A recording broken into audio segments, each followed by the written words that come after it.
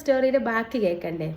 അപ്പോൾ അമ്മ ഇങ്ങനെ പാചകം ചെയ്തുകൊണ്ടിരിക്കുമ്പം പിറകിലായിട്ട് ആരോ നിൽക്കുന്ന ഫീൽ അമ്മയ്ക്ക് തോന്നുന്നുണ്ട്. തൊട്ടടുത്തായിട്ട് വന്നിട്ട് കുറച്ച് വെള്ളം തരുമെന്ന് ചോദിക്കുന്നു. അപ്പോൾ അമ്മ എന്താ കരുതി, മകനായിരിക്കും ചോദിക്കുന്നതെന്ന് കരുതി അമ്മ പെട്ടെന്ന് വെള്ളം എടുത്ത് തിരിഞ്ഞപ്പോൾ ബേക്കിൽ ആരുമില്ല. അമ്മ ആ വെള്ളവുമായി ലിവിങ് റൂമിലേക്ക് പോയി. ലിവിങ് റൂമിൽ പോയപ്പോൾ മോൻ സോഫയിൽ കിടന്ന് ഉറങ്ങുവാണ്. അങ്ങനെ അമ്മ ഇതെന്താ എനിക്ക് തോന്നിയതാണോ എന്ന് കരുതി അമ്മ തിരിച്ച് കിച്ചണിലേക്ക് പോയി കാര്യങ്ങളൊക്കെ കഴിച്ച് രാത്രിയായി. പ്രത്യേകിച്ച് പ്രശ്നങ്ങളൊന്നും ഉണ്ടായില്ല.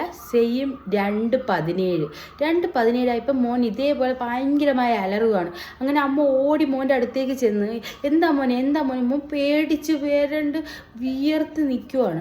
അങ്ങനെ എന്താ പറ്റി അപ്പോൾ മോൻ പറയും അമ്മയുടെ പിറകിൽ ആരോ നിൽക്കുന്നു. അമ്മയുടെ നെഞ്ചെടുപ്പ് കൂടി.